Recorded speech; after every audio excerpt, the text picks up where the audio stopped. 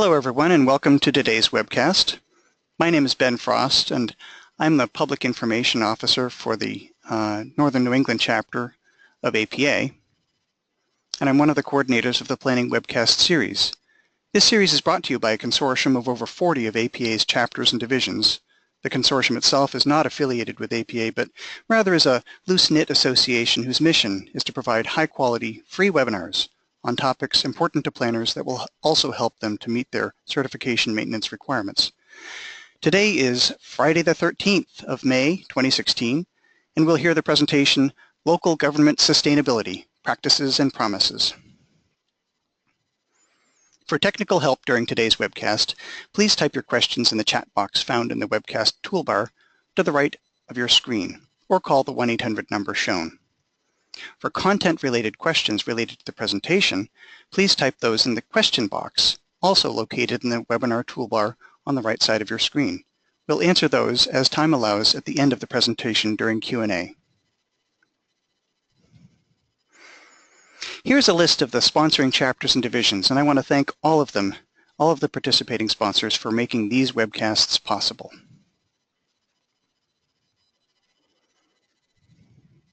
And today's webcast is sponsored by the Sustainable Communities Division of APA. Here's a list of a few of our upcoming webcasts. Our year is pretty well booked, and we have a great slate of webcasts coming up, and these are just a few of them.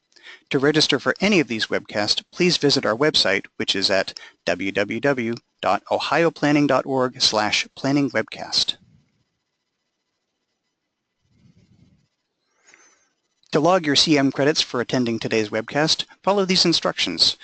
Go to planning.org, log into your account, navigate to the CM page.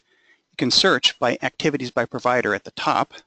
Type in Sustainable Communities Division and then select the title of this, Local Government Sustainability, or you can also search by the event number 9101928. Today's webcast is approved for 1.5 CM credits for live viewing only. You can like us on Facebook, and that's a great way to catch up with the latest information on the webcast series.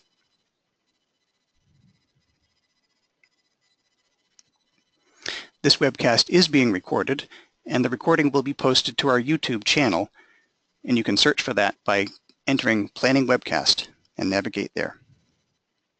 PDFs of today's presentation will also be included on the Ohio Planning webpage. And now I'm going to turn it over to Jennifer Koch, representing APA's Sustainable Communities Division.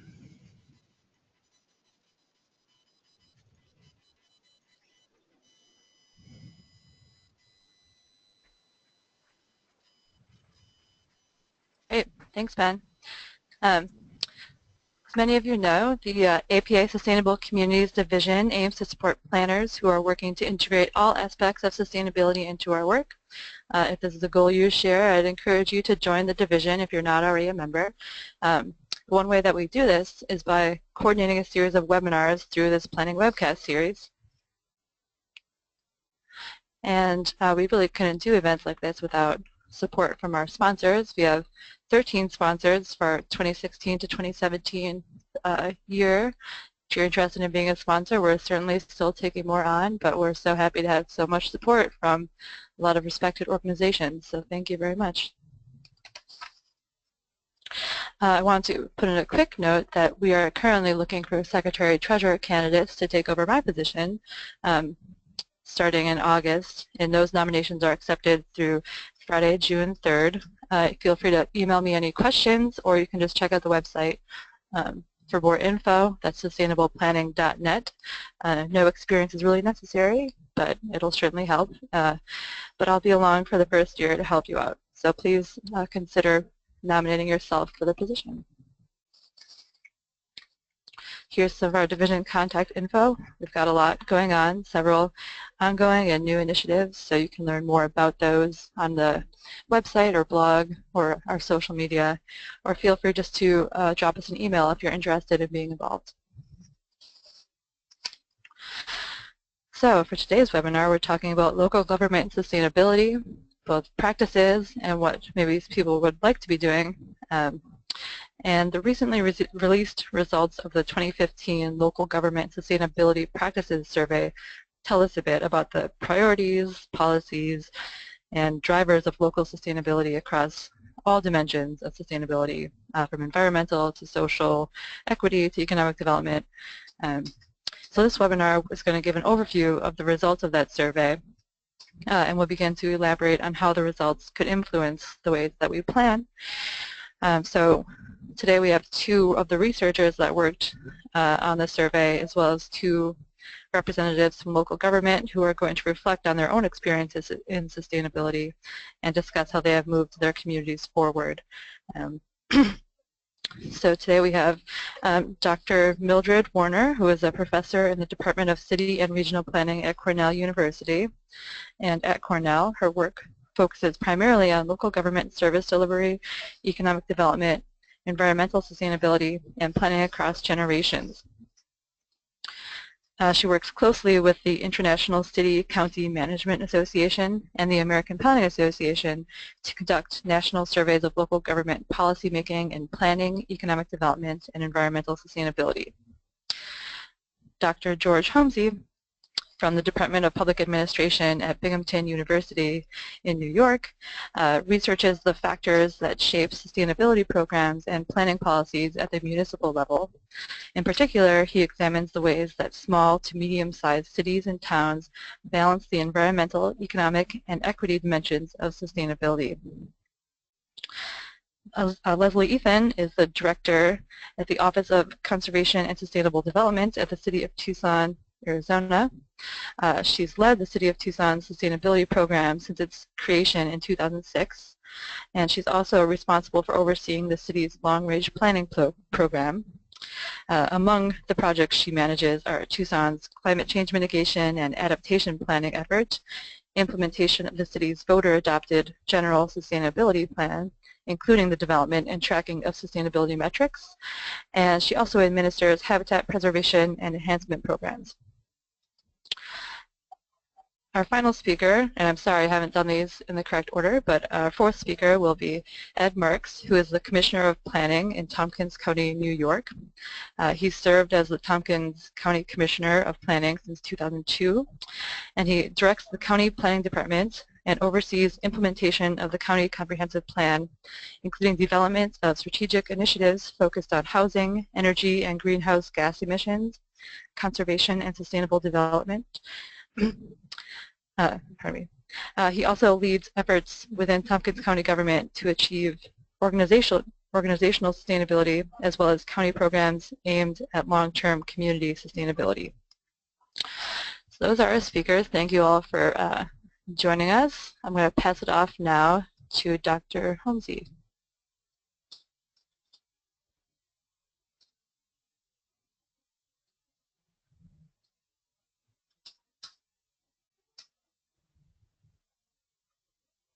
Okay, great. Thank you very much. Can everyone see my screen okay? Hope so. Thank you, Jenny, for the introduction, and thank you all for joining us today. My name is George Homsey, and I'm going to take the first half of the presentation about the sustainability survey that Mildred and I did with ICMA in 2015. Our goals today are to basically introduce you to the survey results, the goals of communities, some of the actions and policies that they take, and then Mildred will dig into the motivators and barriers and some of the behind-the-scenes stuff that we're starting to look at around what's happening nationally in this area. This is fairly new research, despite the fact it took place last year. We're just digging into the data today, so you're among the first group of people to actually see what's going on nationally with sustainability at the local level, though. And so the agenda today is I'm going to go quickly through this idea of sustainability. I suspect you're all familiar with it, but we'll make sure we're all on the same page. I'll give you some background on the survey. Then we will talk about some of the results. And here you can see some of the highlights that we'll talk about in terms of those areas where sustainability action is the highest, the role where governments tend to act in their own operations versus in the community, the fact that social equity is not a big factor in sustainability, sadly, still. That capacity tends to matter, and that's not a surprise to all of us who've ever had to try get something done at any governmental level, and that most funding capacity comes from the local level, and most of the leadership comes from the local level too. And that, interestingly, we learn from our neighbors. We see what others are doing, and we say, hey, let me try that. So first, again, as I said, I want to get into this notion of just make sure we're all on the same page of sustainability. And we've all, I'm sure, seen these three circles of sustainability, or three dimensions of sustainability, with their intersection being where we find policies that are sustainable. Another way of looking at it, and this actually came from a community sustainability plan in Canada, is this nested model, this idea that, well, there is some priority to these circles, that we need to have the foundation, the environmental foundation for things to work properly. On top of that, on top of a good, healthy environment, we can then build a vibrant community. And on top of that, we can start to do the economy and generate the wealth and the things that we typically do once we have a solid community in place. So here we've given sustainability some sort of the factors, some sort of priority. And then why I want to drag this into it as well will become obvious in a few slides, but this idea that those three dimensions of sustainability really, they prop up the community, the idea of a sustainable community. And if one of these areas is weaker or shorter, then the idea of a sustainable community becomes at risk. So now turning to the survey. We did the survey in 2015. We got responses from 1,899 municipalities, towns, and counties. That's about a 22% response rate. We basically, well, now I can't remember the number, but we sent out surveys to everybody over a certain size, I think of 25,000, and then we did a sample of smaller places, because there are tens of thousands of smaller places. This is the follow-up to a 2010 survey, which Mildred and I have used in that survey, but that was done by ICMA with Arizona State University. We didn't design that. This survey, Mildred and I raised the funds for from the U.S. Department of Agriculture. In terms of putting the survey together, we designed this so there'd be some continuity to the 2010 survey, so we could see some changes over time. We also did focus groups at the national conferences of the APA and ICMA. We had done, as part of our earlier research, a bunch of practitioner interviews, some of which have been published, but basically they also fed into what our understanding and what kinds of things would work on the survey. And then we certainly got input from both the Sustainable Communities Division and the Small Town and Rural Planning Division of the American Planning Association. They reviewed drafts of the survey, made comments, and helped us refine the questions. So who responded to the survey? You can see here in these two pie charts that more than half of the people were from suburban governments. So, well, the unit of analysis here, what we're really surveying is the local government. So we can say 55% of local governments were the ones that responded, 30% rural, and about 15% urban. And about 22% of the respondents in this sample are counties, and the rest are sub-county level governments. And you can see in the pie chart where throughout the United States the surveys came from. And you can see in the table the distribution by community size. And I just want to note that because this was funded by the U.S. Department of Agriculture, we really made an effort to get to smaller places and more rural places, because that's also what the United States is by and large made of, is smaller places. And so you can see that reflected here as well in the distribution of where the respondents came from. So into the meat of the survey, what did we find? One of the first questions we asked, and we asked, well, 40 questions, but there were a lot of sub-questions. We're not going to be able to go through all of them. But one of the first questions we asked was has the jurisdiction adopted a sustainability plan? And about a third have in the United States. And you can see from that, of that third, you can see about half are urban places, 28% suburbs, and 30% rural. Now we come back to the stool, this idea of sustainability again. We ask them in another question, what are your priorities in the community? 91% said that economic development was a priority. About half said that environmental protection was a priority, and about a quarter said social equity was a priority. And that's roughly the same proportion that we got from the 2010 survey as well. Okay, so now that's for all of the respondents. Now if we compare that to those places that actually have a sustainability plan, and we say, oh, these people are starting to think about this kind of an issue, then we start to see that they have a more balanced set of the dimensions. So environmental protection is still about 45%, but now the proportion of people prioritizing economic development has dropped down to about 2/3, and social equity has come up to just over 1/3. So you can see how the priorities were rebalanced. And obviously this doesn't add up to, we just told people that they can check which of these are a priority in your community. So that's why it doesn't add up to 100%. They could pick more than one priority. And then within the plans, we asked, well, what are some goals or strategies within the sustainability plans? And you can see these here. And of course, these will be on the PDF later that gets posted. But economic development is the first. Energy conservation, disaster mitigation, you can just see right down the list. These are the kinds of things that people chose as to have in their plan, with social equity again coming out on the bottom, and climate change just a little bit above that.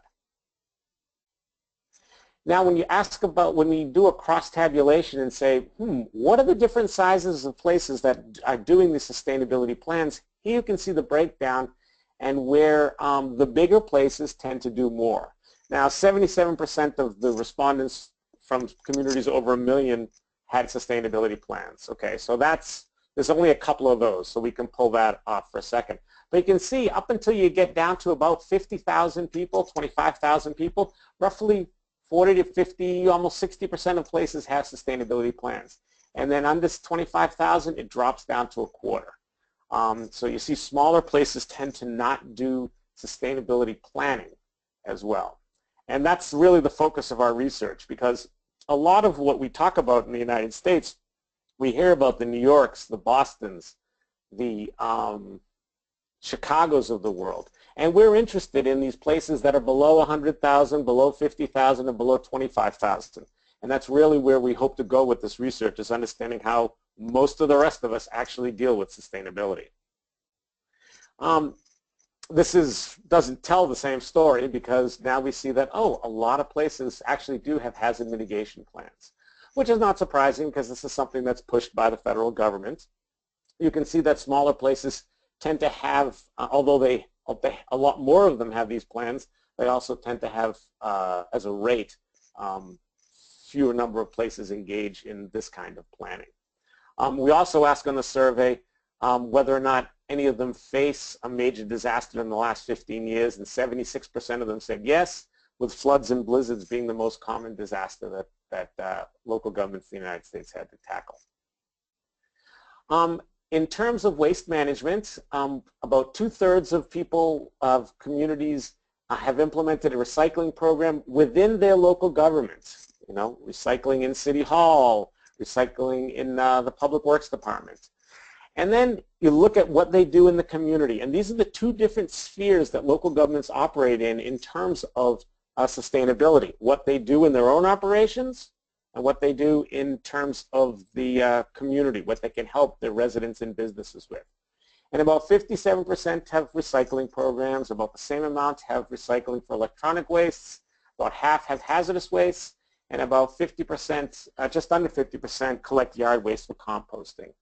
And a lot of what happens in the community, we tend to think when we hear from the focus groups and talk to people, is driven by the regulations of the state and federal government, either requiring recycling programs or limiting what can go into landfills, into standard landfills.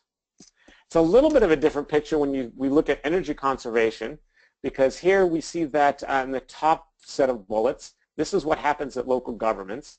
About 2/3 of them have upgraded the lighting facility, upgraded lighting in government facilities. Okay, this is changing all the light bulbs in City Hall, changing all the light bulbs in all the government-owned buildings.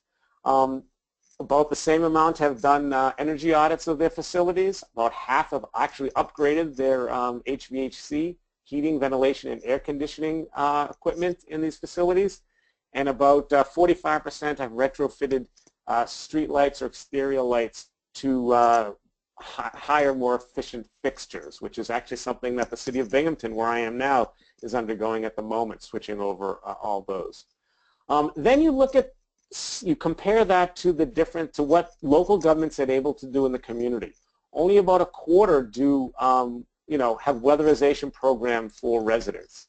Only about 17% have energy audits for residents. Help people with HVAC or energy efficient appliances. These are the top 4 actions in each of these 2 categories. There are other actions that we measured, but I just presented the top 4 in each to illustrate that the local government is dealing with their operations first. And that makes sense because that savings accrues right to the local government, and also it makes sense because that's the easiest thing to do. It's easier to change the light bulbs in City Hall than to get all the residents in the community to change their light bulbs. The other thing that we found in analyzing previous data, and we're going to do it again with this data, is look at the role of municipal utilities. There's about 2,000 municipal utilities in the nation, and we found that they tend to push energy conservation in the community more. They tend to help local governments get out and get both conservation and green energy actions in the community better than those local governments without municipal utilities. This is a list of the projects, the energy projects undertaken by local government in their own operations. This shows you the whole list of what was asked for and how much of each was done. And I won't go through that whole list, but you can see that 2/3 buy energy efficient appliances, conduct energy audits, things like that.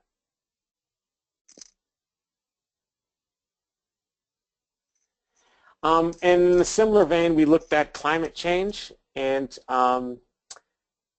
this slide just indicates that no matter how we ask the question, very few governments, despite what we hear about the big places, are engaging in climate mitigation or climate adaptation planning or actions. Either planning, conducting an inventory of greenhouse gases, or setting targets. Very few places have done that. And then my final slide is looking at some of the few more standard land use and building policies and how those have been, how many communities are doing each of those. So this first one is whether or not they promote, require, incentivize, or just allow high density development in areas with infrastructure. Okay, the second one is a social sustainability issue, a social equity issue, this idea of having granny flats, which is part of affordable housing. Only 2% of places require or incentivize those, or about 1/3 actually allow it. Only about half of places allow mixed-use development, and 14% either require or incentivize it. Cluster subdivision, promoting green space preservation through that design. 10% require or incentivize it, whereas 40% just allow it. In terms of green infrastructure, stormwater management, low impact design, about 17% require or incentivize it, and 1/3 will just allow it. And then you can see green buildings. And in terms of requiring or incentivizing, this tends to be using, in most places, using LEED or LEEDs or similar scales to allow, see what buildings are doing and trying to promote greener buildings. And you can see only 10% require or incentivize it, and about 34% allow it. All right, so with that, I'm going to turn it over to Mildred to look at what's happening, what's driving some of this. Thank you very much, George. Can everyone see my screen now? What we're doing here in this part is we're looking at where are the staff for sustainability, and while Leslie, who will be presenting in a few minutes, represents a sustainability coordinator, She's more rare than we would like to see. Many communities just rely on a task force or some kind of a multi-departmental collaboration, but most communities have no staff or goals at all. In fact, in this next slide, you can see that 2/3 of local governments have no staff or goals. And so this is an area where I think we need to do quite a bit more work as the issue begins to filter down and become something that gets on the radar of a broader range of communities rather than just our largest cities. In terms of monitoring, what we find is that communities are most likely to monitor the effectiveness of their recycling programs. You see that 45% of communities that do recycling monitor it, and 85% report that they get positive impacts.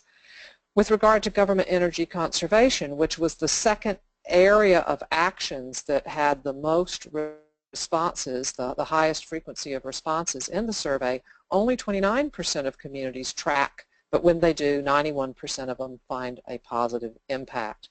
At the community level, not only are governments less likely to be active in this area, they're less likely to track it, and when they do, they only find positive results in 59% of the cases. So this is an example of when your actions get more outside your control and you're trying to affect the community, it becomes more difficult.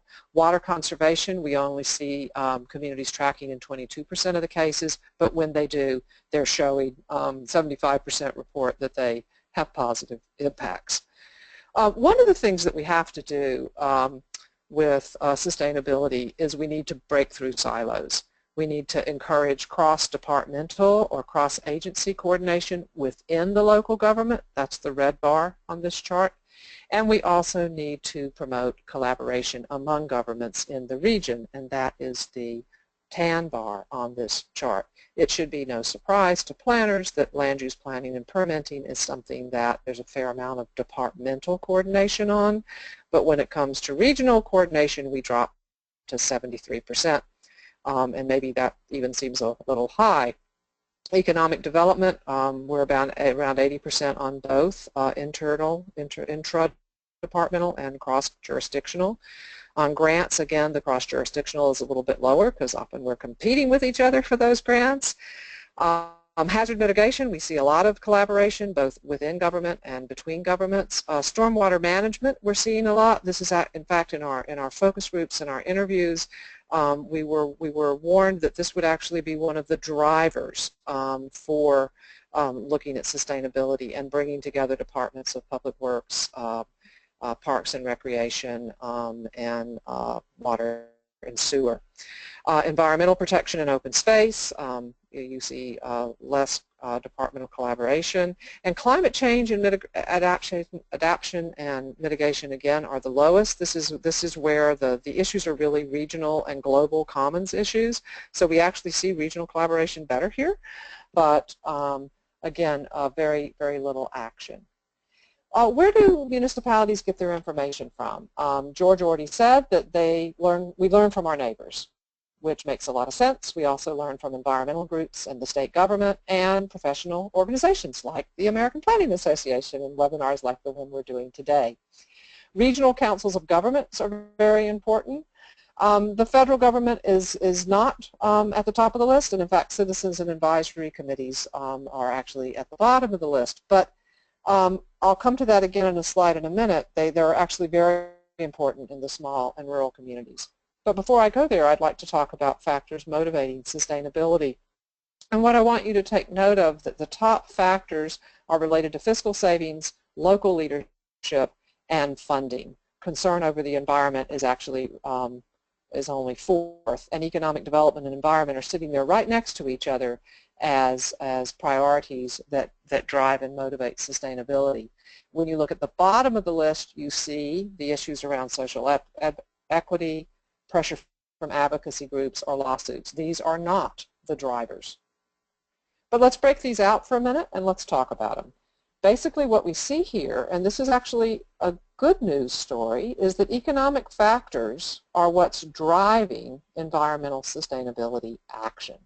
the potential for fiscal savings, which George already talked about in terms of energy savings within local government operations, the potential to attract development, and some communities are actually using their environmental approaches to brand themselves as a progressive economic development location, and we see positive pressure from business and industry.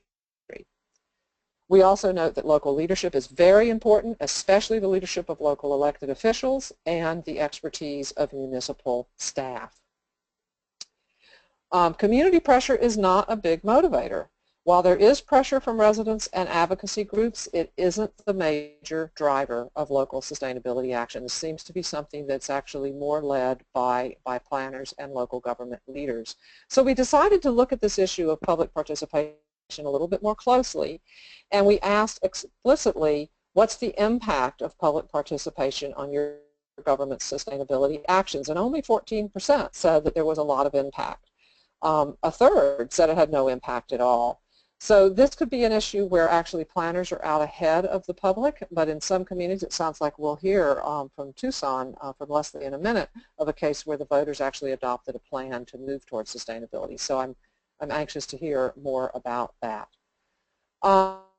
The importance of citizens' commissions, I had mentioned this earlier, they're very important in a quarter of the communities and pretty important in 40% of communities, and a lot of these are rural communities where you may not have the staff capacity in-house to do this, but a citizen commission can help to move you forward.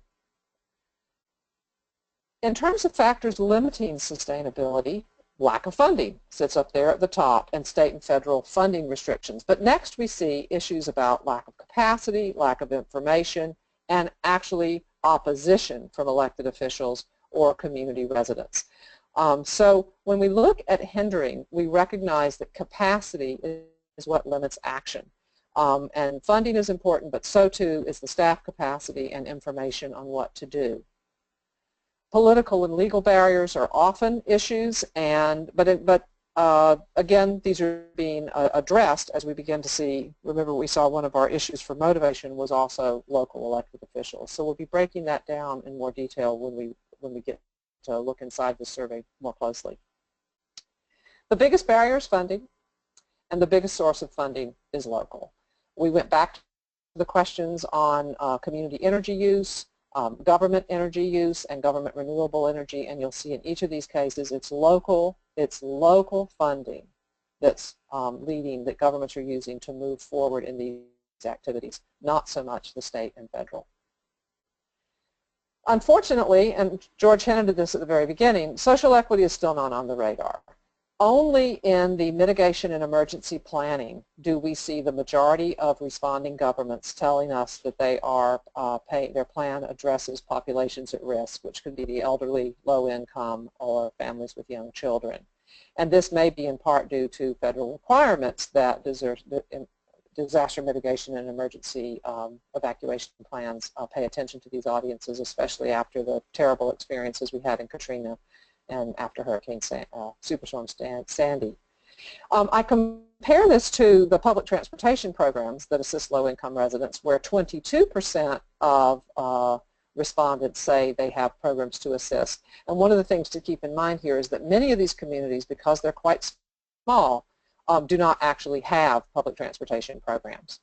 When we look at energy conservation programs, the majority have no programs that address low-income residents or seniors. And when we look, we added a question about water shutoff for low-income households after all of the attention given to Detroit and the water shutoffs a year and a half ago.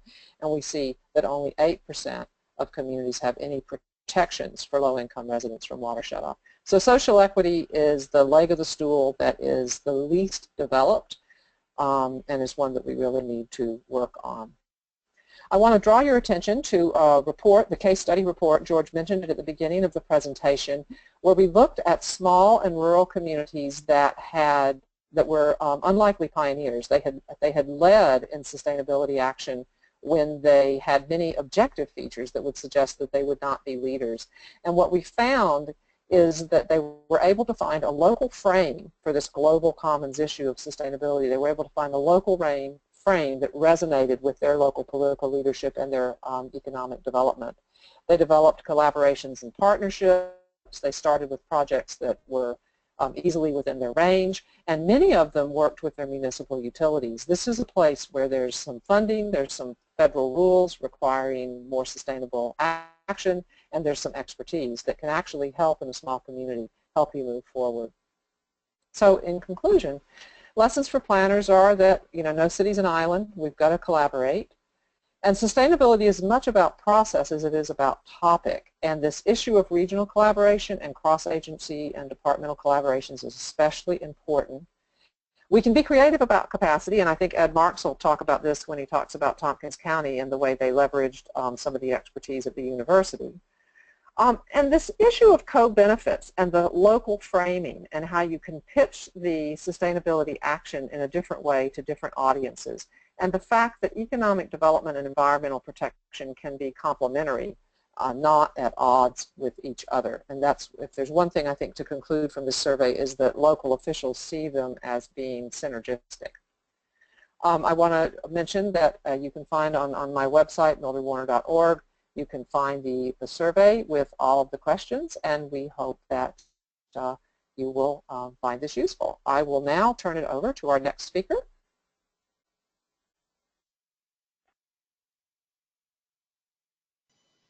And Mildred, as you're doing that, I want to remind our attendees that now is a good time to be asking questions by typing them into the question box.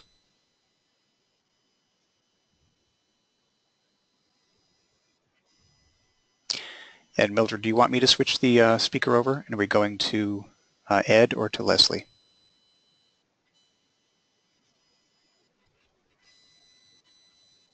Thank you. I thought I had stopped showing it, but it's not responding. Change presenter. Sorry. There we go. And go to Leslie. Sorry.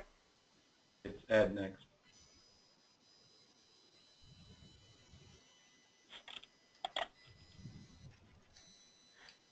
Well, good morning, everyone, or if you're a little farther east of me, good afternoon. My name is Leslie Ethan, and I'm with the City of Tucson, and I'm really pleased to be talking to you today about our sustainability program here at the city. And I am not able to advance. Oh, there we go.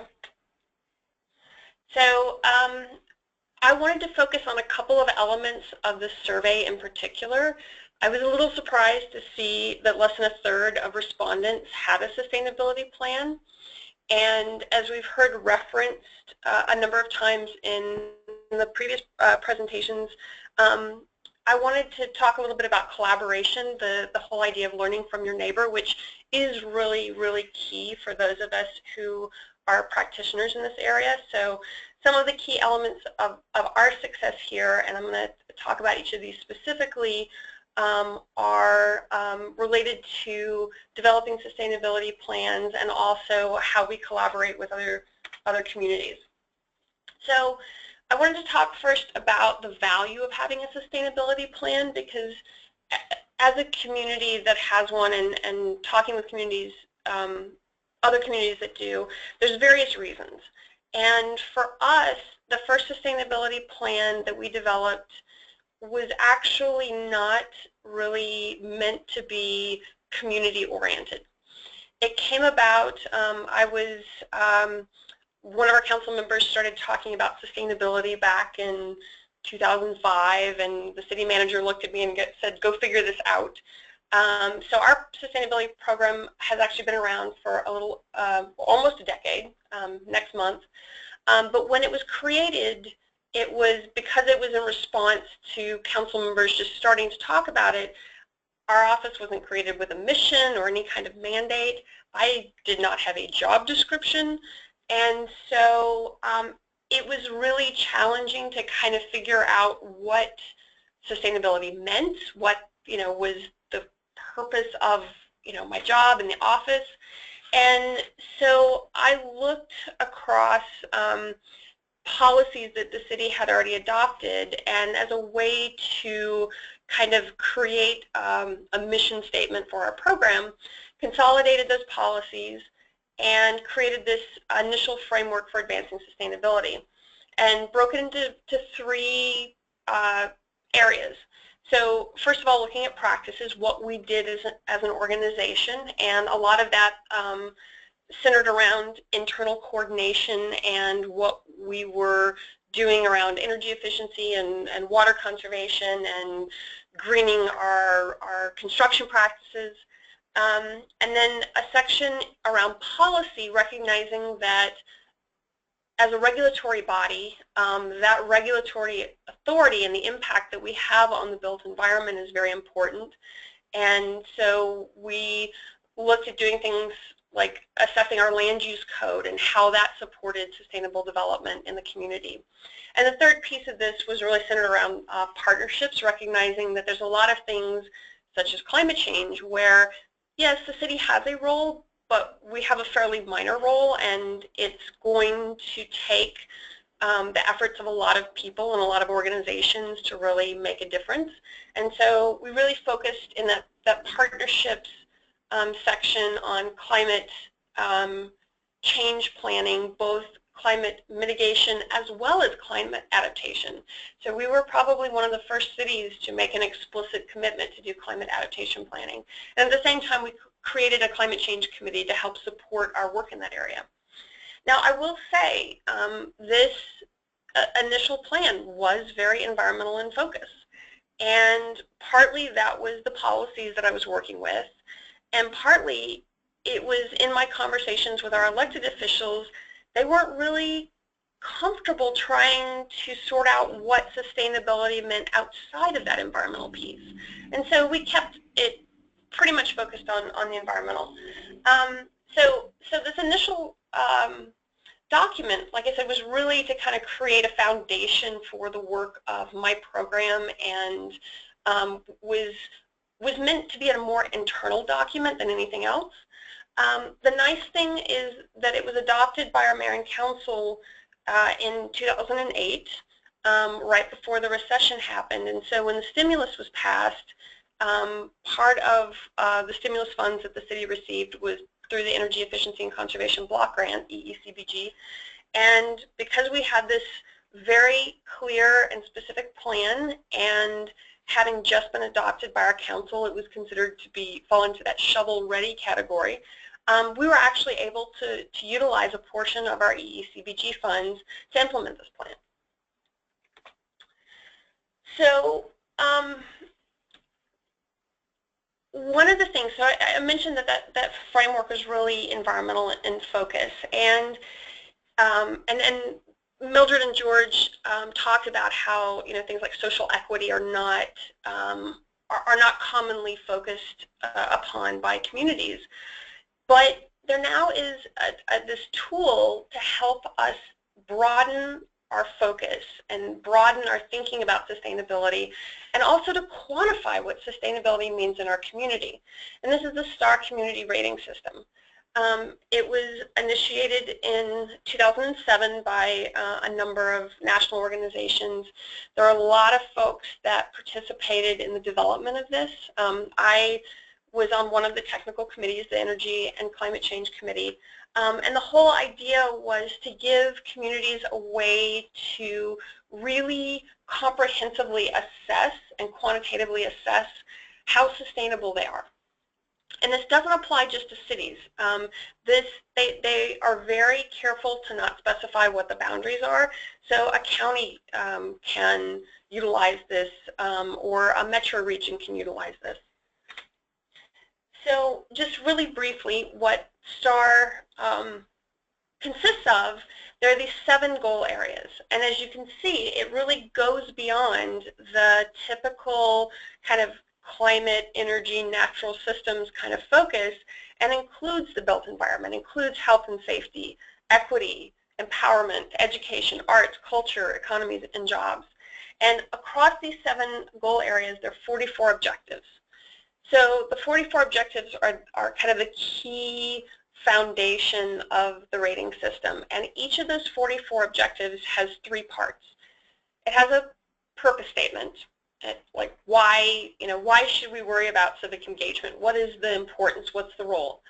And then the score on each of those objectives itself is made up of 2 parts: community outcomes, which can either be thresholds.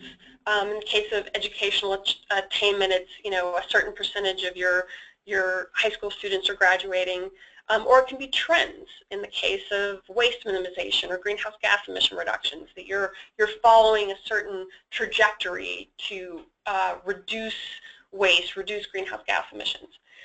And then the other part of the score, recognizing that some of the outcomes are really ambitious, and wanting to support and recognize actions that are being done to move the needle even if you haven't met those outcomes. There's a number of local actions that are also counted towards your score.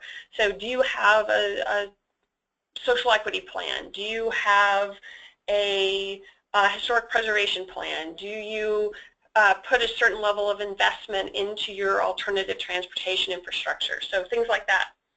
And the way it works, it's kind of like LEAD. You don't get a specific, you do get a specific score, but what's reported is you're either a 3, 4, or a 5-star, depending on where you score out of the maximum of 720 points. And STAR just in the last probably month hit 50 communities that are certified under this program.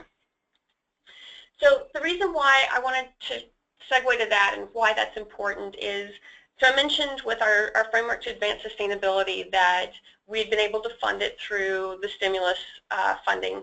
And so we reached this point where we were pretty much done with what we said we were going to do. It was a lot of low-hanging fruit. Of course, some might argue with that with the climate planning, but it was stuff that was a fairly easy lift for our community. And so because I was working with the folks with STAR trying to develop that rating system, I knew this was coming, and I made the case to my council members that we should, when we updated our sustainability plan, update it using that framework that STAR provided. It's like you've got all these people, you have all these communities, you have all these organizations that have come together and said, this is what we think sustainability means, and it provides that broader reach into sustainable economic development and into social equity. And fortunately, our council thought that that was a good idea. And so I'd started to update our sustainability plan. At the same time, our long-range planning unit was updating our state-required general plan. And both of those drafts came out at about the same time, and a number of us looked at them and said, wait a minute, these basically say the same thing.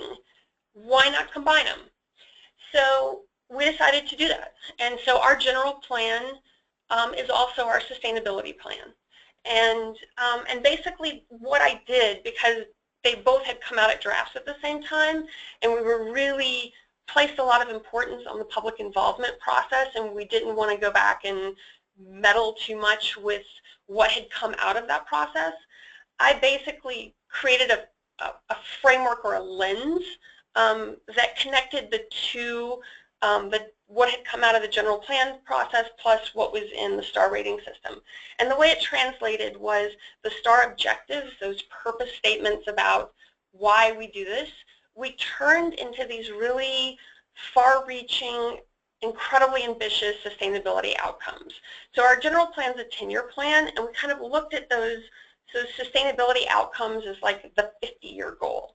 Like here's, the plan outlines our goals and our policies that are going to drive what we're doing for the next 10 years, but ultimately here's where we're going in the long term. Those outcomes, those quantitative measures, we included as sustainability metrics. And then the actions, because it's a general plan, and so it's like a 10,000-foot level, very general, very broad. You're not getting into the specifics of we're going to do a social equity plan. So what I did was use those actions as a screen against the policies to say, here's an action. Do we have a policy in the plan that would support us taking this action? And so we made a few tweaks to some of the policies so that we had that broad coverage. And so here's generally what that framework looks like, and I'm not going to go into a lot of detail. The plan has 4 basic focus areas. The red is social environment, the blue is economic environment, the green, natural environment, and the purple is built environment. But you can see the first 2 columns are the goals and policies from the plan itself, and then the next 2 are really what came out of STAR. So we're saying, you know, here are our 10-year goals, here are the policies that are going to support it, here's kind of that long-term ambitious place we're trying to go, and here's some of the ways we can measure our progress. And the nice thing is, not only is our plan, it's required by the state to be voter adopted, we really committed to this being the overarching guiding document for all of our city efforts. So one of the things we've done, for example, is that every item that goes to mayor and council has to have a section that explains how it supports this plan. So you know, I have found a lot of value in having that structure in place, having that guidance. I think there's a mention of, you know, we're competing with each other for grants. A lot of my motivation in encouraging my council to utilize STAR as kind of the backbone of our plan and to integrate it in with the general plan is it's competitive. It's a leadership statement. It sets out a really clear vision for our community, and it's really valuable in helping influence policy decisions when at the time it's going to mayor and council, you can reflect back and say, hey, we're supporting this really great, albeit ambitious goal, and maybe you don't automatically think about that little piece, that little action and what it means for the long term, but having that section in the communications that we send to mayor and council and having that reflection back to how this item supports our long-term vision, I think is really important, and I think has made an impact in how our decision makers view items that come before them. So I wanted to take just a couple minutes and just gloss over a few specifics. You know, we're a desert city, great water conservation program, and I'm happy to talk about that later. We are looking for ways to incorporate social equity. We do and have for a decade an urban stress index. We prioritize where we plant trees based on socio-demographic information. We are pursuing grants to help reduce inequities in our community. I like the piece about the emergency managers because that I found is a really key connection as someone who's doing climate change planning. Emergency managers are your friends. They're people that understand the impact that changes in precipitation, changes in heat are going to have on your community. We are focusing a lot on performance contracts and power purchase agreements. Yes, economics is a clear driver, but there's a lot of ways that you can kind of utilize that argument to really be ambitious in what you can do to reduce your energy costs. For example, under performance contracting, we're replacing all of the streetlights in the city with LED. Another point I want to make, the net zero energy building code, sometimes we have opportunities to do things that we're not going to mandate. So we had an opportunity with our stimulus funding. We worked with our county and with our university here and developed this building code to build both residential and commercial buildings to net zero energy standards. We don't mandate it. We provide it as a voluntary option, and sometimes having those opportunities is really important. So it's not necessarily regulating that is the key. It's helping educate people, helping people understand that there are other options available. And very much to our pleasure, very recently we were designated as a city of gastronomy by UNESCO, and part of that is due to recent creation of a food commission, and I'm happy to talk about all of these more. Also very quickly, you know, some of the things that we've done that really, really have made a difference, the investment in our streetcar. And I wanted to take a second and point this out because a lot of people in our community have been critical about, well, the streetcar really isn't an effective alternative transportation mode. That was not the point for us. The point for us is it's a fixed route investment. The point was once you lay down the rails and put them into the concrete, the property owners along that route know you're not just going to change the route like you would with a bus. And it has been a key economic development tool for us in this community. We have had hundreds of millions of dollars of investment along the streetcar route as a result of making that commitment of putting the rails in the road.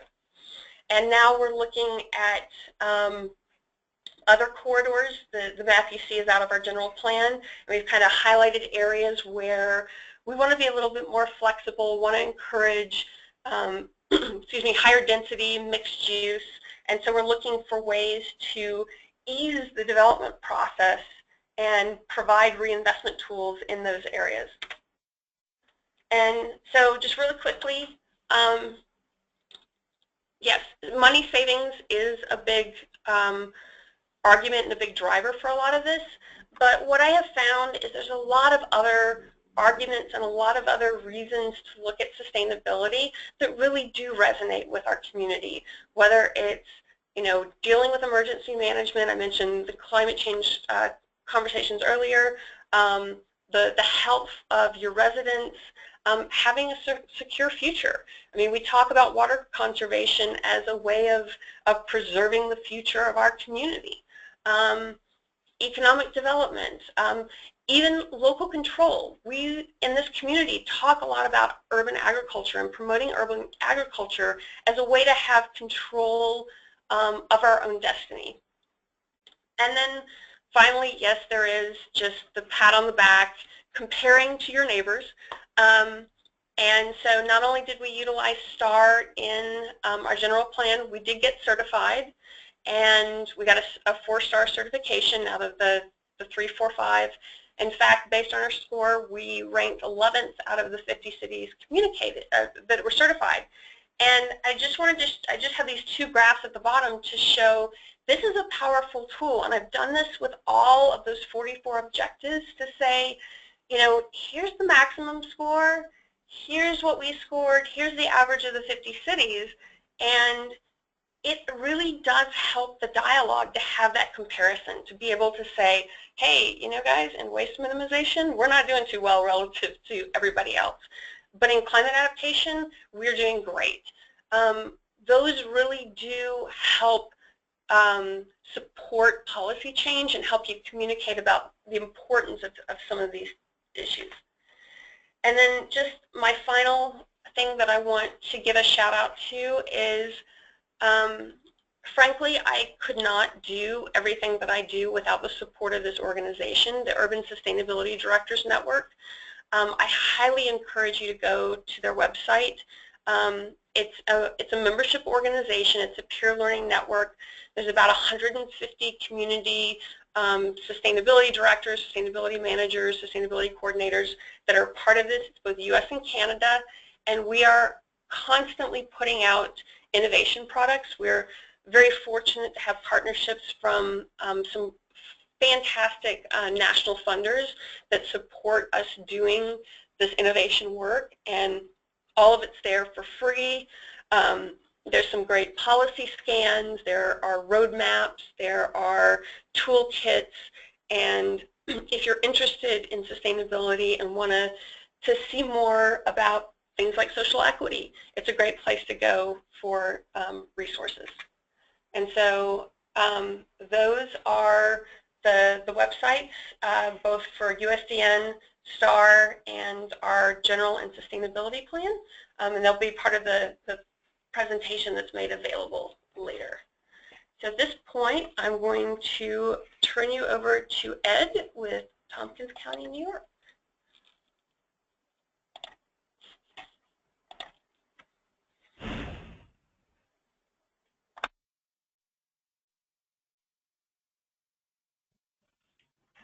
Hello, everyone. I hope you can see everything okay. Thank you for having me here today. Tompkins County, New York, just to give you a little idea of who we are. We're located in the Finger Lakes region of upstate New York. Population is about 105,000. Almost a third of those are students. County seat of Ithaca, New York is home to Cornell University and Ithaca College. Our landscape is made of about a third active agriculture, 50% forest. We have a beautiful Finger Lake in the midst of our county and community. About 60% of the population lives in an urbanized area around the city, the rest in rural surrounding areas. And we have a reputation as a relatively progressive community. So when we talk about sustainability here, the big issue is totally contrary to what you saw in the survey for most communities. It's climate change. This community has been very concerned and very active on the issue of climate change for a number of years. Starting in early in this century, and probably before that really, but we did our first greenhouse gas emissions inventory in 2001 and adopted a local action plan to reduce emissions in 2003. We added energy and greenhouse gas emissions to our comprehensive plan in 2008 and developed a 2020 energy strategy in 2010. And then just last year we updated our county comprehensive plan and added sustainability principle and a climate adaptation element to the comprehensive plan. So for us, the sustainability plan is the comprehensive plan, taking a long view, realizing that the issues facing us today require the long view and require that we look broadly, geographically beyond our borders for impacts, as well as intergenerational impacts. County government has been active in trying to take action to reduce our energy emissions since 2000. We've placed photovoltaic system. Almost all of our buildings entered into an energy performance contract to reduce energy use. LEED certified our only major building project since then. Have transitioned to 100% biodiesel for our highway operations. Have solar hot thermal. Purchased 100% of renewable energy credits to cover our county's electricity consumption. And in 2016, we're planning to purchase electric vehicles to begin transition of our fleet to electric vehicles over the next 5 or 6 years, and entering into an energy purchase contract to obtain 60% of our electricity, which is about what we think we will still have to consume once we've done all the other things to reduce it, from a refurbished hydro facility in the region. So in our comprehensive plan, we added the sustainability principle. And I think one of the problems many communities face with the idea of sustainability planning or strategies is it seems really too fuzzy, and what does it really mean, and how is it really different from anything else you would do?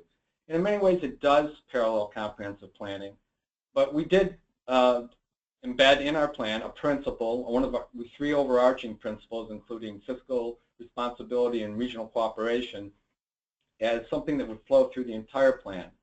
And basically using the intergenerational definition of a place where needs of current and future generations are met without compromising the world we depend upon for them. But we went a little deeper.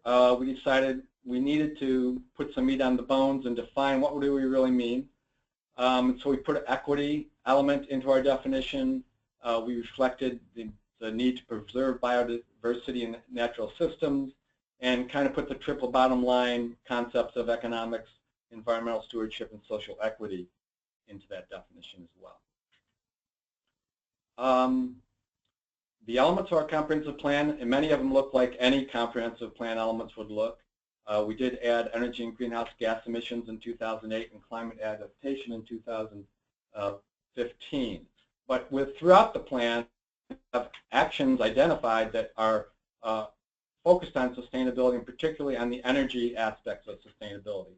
So in our economic development section, we talk about an energy focus area strategy, which we're developing right now to try to make sure we have in place the infrastructure to support economic development, and where it is lacking, to use renewables and demand management to supply the needs as much as possible.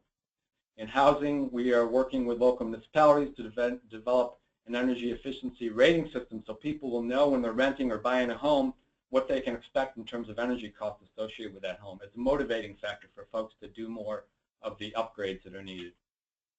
In transportation, we're undertaking a study right now that was recommended in our plan to deploy, come up with a plan for deploying EV charging stations throughout the community.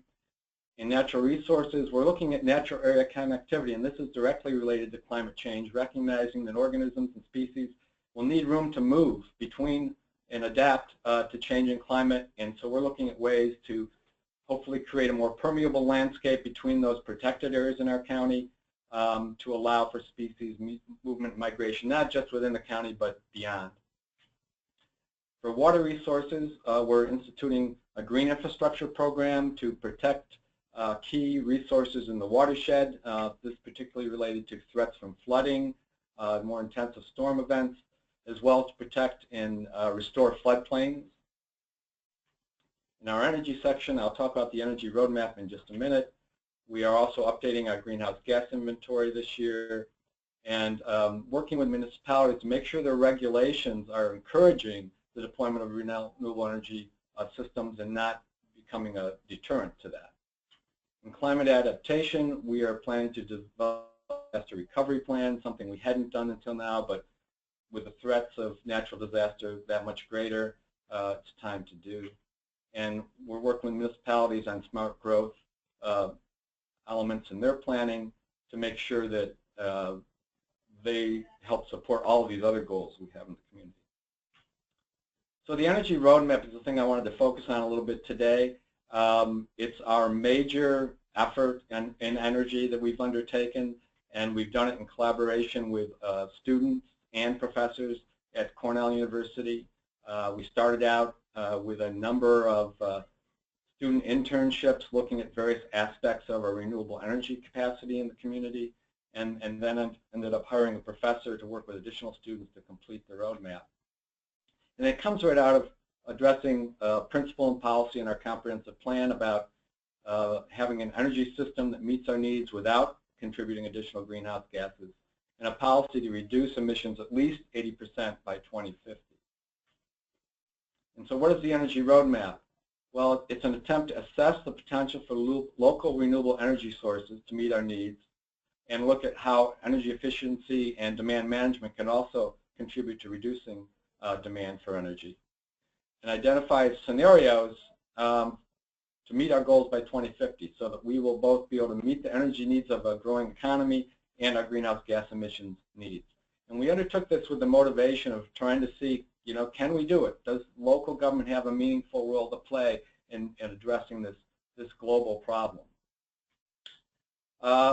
This one is a spaghetti diagram. I'm sure it's not going to be something you're going to be able to read easily now, but it was really important for the community to understand where the energy we use comes from, how it's being used, and what its impacts are. And so this diagram is for Tompkins County. I've seen these on the national level, but we developed one locally. It shows that the emissions are coming from coal, natural gas, and oil, and the major uses of that energy that create emissions are transportation, commercial, and then residential uses. Industrial in this community is a fairly small contributor. So first thing we did was try to summarize our resource potential and evaluate that. And we did a very extensive analysis working with the professor and students at Cornell, and determined that readily, potentially available wind resources could actually supply 327% of 2008 electricity demand. Solar could do more than 300%, microhydro 90%. On the thermal energy side, biomass and building energy efficiency together could cover it all, and try to get a good sense of what the resource capacities in this community are. And we're not a particularly good place for any of these things, actually. We don't have the best wind resource in New York State or in the nation for certain, and we don't have the best solar resource in the world either, but using reasonable assumptions about what would be possible, this is what we came up with. Just for an example of how we went about this, for solar electricity, we actually had students that looked at air photos, took random samples of urban and rural areas, looked at roof areas free of shading, land areas available, looked at commercial industrial buildings for a roof area that wasn't unimpeded by other mechanical equipment and so forth, and actually calculated out the potential for roof and ground mounted solar in residential, commercial, industrial locations, as well as public buildings. And then we also looked at the potential for photovoltaic farms, larger installations, given what we know about need to be proximate to existing distribution, transmission infrastructure, and we came up with the total potential for solar in Tompkins County. And we did that for all of the other resources using different types of methodology as demanded by each. And then we decided we wanted to develop scenarios for the future. How would we meet that 2050 goal of an 80% reduction? And we looked at the resources, and recognizing how good the data was and how easy it was to develop these, we came up with some working assumptions that we didn't want to try to have to tap more than 50% of the solar potential, 20% of the wind or hydro potential, and put in some assumptions about efficiencies that could be achieved as maximum targets. And from that, we developed a number of scenarios for what future energy use in the county might look like in 2050.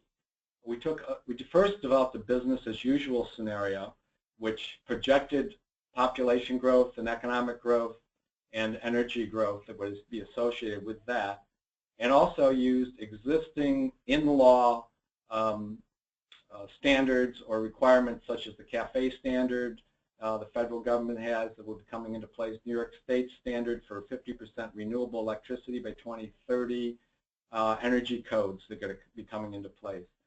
And we determined under the business as usual scenario we could expect a carbon equivalent emission reduction of 31% based on all those things.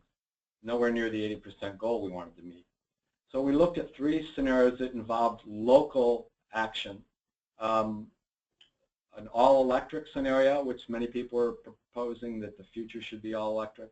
One which reduced natural gas to 50% of its current use, which we think is probably the maximum it could possibly have in the future and still meet the goal. And then a mixed scenario in between, which we think is probably the more realistic one for planning purposes. But we were able to develop scenarios using those percentages of our renewable resources that would get us to the 80%. And so from that, we came up with some recommendations that will start to go into our planning work. That we need to reduce energy use in existing buildings by about 35% and construct new buildings that are ultimately reach net zero, but start aiming for a 70% reduction in the current time frame. We need to hold vehicle miles traveled at about current levels in spite of increases in population. That we need to plan for reduction in natural gas use and grid-produced electricity by 50 and almost 25% by 2050. That we develop 50% of the solar potential, and we've got a scenario identified, but we don't know which one will be the one we ultimately land on, but it is feasible to do so. Transition to other renewables such as biomass for thermal energy. We have a lot of biomass resources in our forests, in some of our inactive ag lands, and even some of the crop residues that could be used for biomass. Using a percentage of less than 50% of those, we can make a significant contribution to the thermal energy needs of the community. And you know, almost every stream in the county has had mills on it in the past. We can hopefully recycle and reuse those sites for small, modern micro-hydro energy development.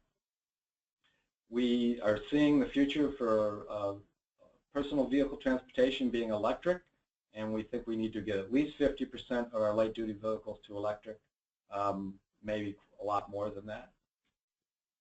And so that's where we came to. We recognize there are major challenges, and we've identified those, things that we need. Some of those we have no control over.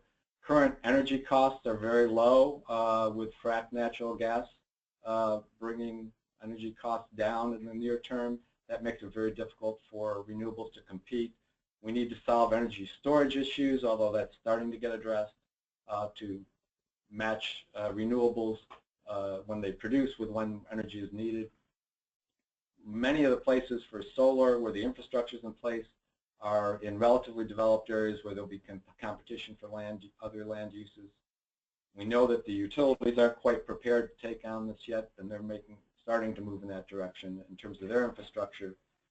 And we identified a need to balance renewable generation. You can't go all solar, all wind, or all any one source because they have varying production profiles that complement one another, and having a mix is better than having all of one.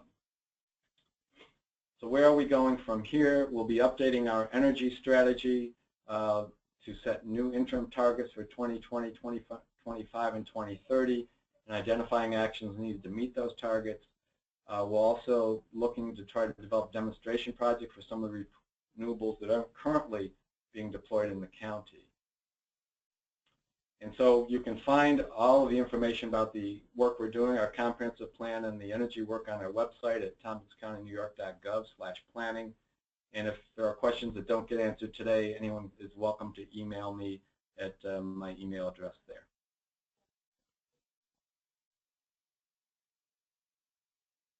With that, I will send it back to our moderator.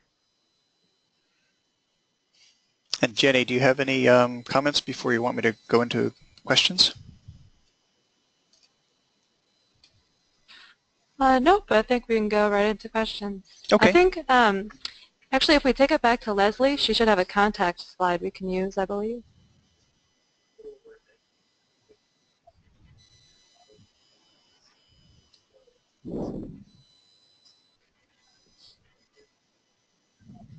Great, thank you, Leslie. Okay, so we have a series of questions, and I have a bunch too. A couple of comments. The first from Neil. He says, I really appreciate this presentation. I'm still trying to get my head around what a sustainability program really looks like, and these examples are very helpful. Thanks to all the presenters. And Joshua says, this is really awesome. I concur wholeheartedly. It's been a great series of presentations. A question here from Yvette, and this is for George and Mildred. It's about the survey. And Yvette asks, when you asked whether a community had a sustainability plan, were you asking for standalone plans or also including other types of plans that included a sustainability component? So in this case, we just asked for, the question reads specifically, has your jurisdiction adopted a sustainability plan? So we're thinking that it was just a standalone plan, which we recognize might be a limitation. We have had other, we did a New York State survey where we broke things out a little bit differently, but we just didn't have room to get into the different kinds of plans here. Okay, thanks. And this is for Leslie from Susan. Do you know of a county that has done a similar general plan / sustainability plan based on the star rating system? No.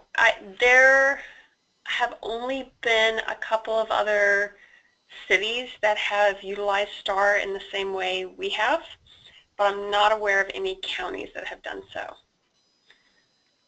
And I have a question for you, Leslie, following up on that, and to all of you, as someone who got into planning from the environmental side and now lives in the social equity side, I'm really gratified to see social equity issues coming to the fore in all of your work. Leslie, you had talked about the urban stress index that you use as a means of measuring issues of social equity. I wonder if you could tell us a little bit about what goes into that. It is a composite index of 23 census data elements that cover a broad range of different socioeconomic, and I think there's also some information in there about like housing types and whatnot. I don't have it right in front of me, so I can't tell you exactly the 23 elements, but we do this composite score on a census block basis to help us identify where there's the highest levels of stress in our community. and we're using it currently, for example, to help develop our 10-year Parks and Recreation Master Plan. We're using it, our transportation department's using it right now to look at where we put pedestrian crosswalks. So it's completely census-based, and it's a composite index. Great, thank you. And this question is for Ed, and this is from Armando. Do you think that disposal of old batteries for electric vehicles could be a problem? Well, I think there's going to be a need to recycle batteries just like with other batteries. I know that's been raised as a problem. There's a lot of challenges we need to meet, but when we analyzed it, that seemed to be the technology that's currently ready or getting close to being ready for widespread deployment. So that's what we've used in our planning and modeling efforts.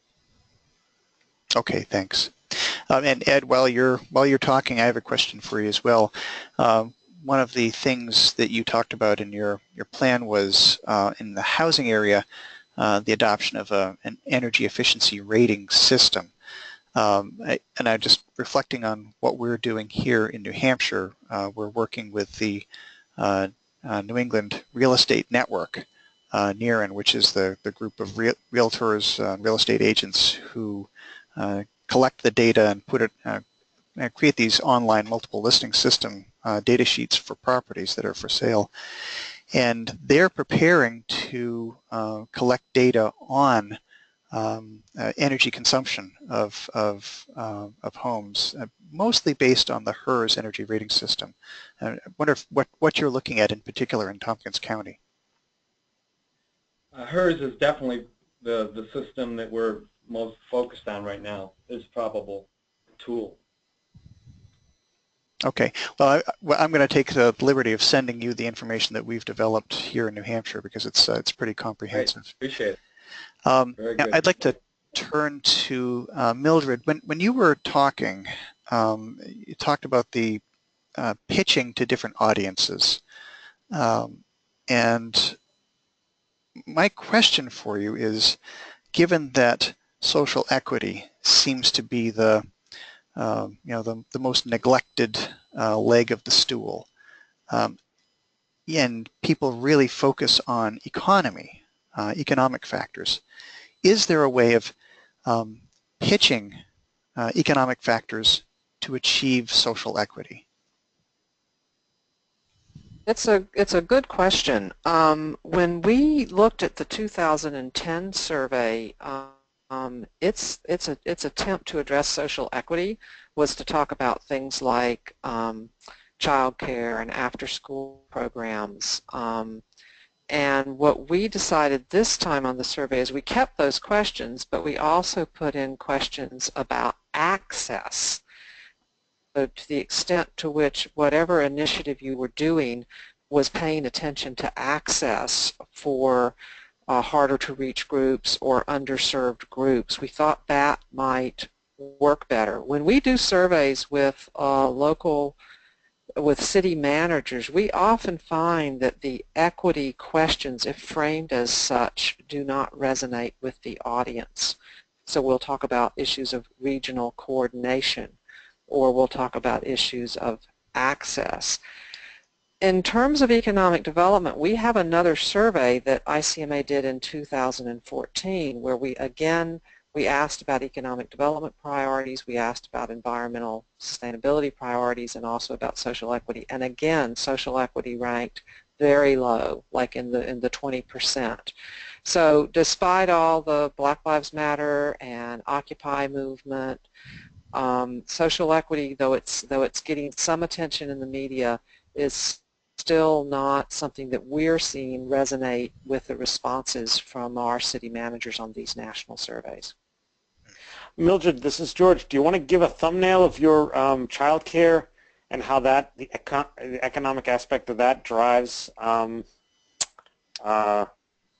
social equity? That's a good point. That's a good point. So here's the awkwardness of it. So I've been working about 20 years trying to move the needle on child care. And where I've found that we can move the needle is not on so much the argument that child care is important for children's human development, but more because childcare is a ignored critical social infrastructure for economic development. That language has enabled us to motivate chambers of commerce from around the country to get behind community initiatives to strengthen the childcare sector from a perspective of what enables parents to go to work. Childcare is.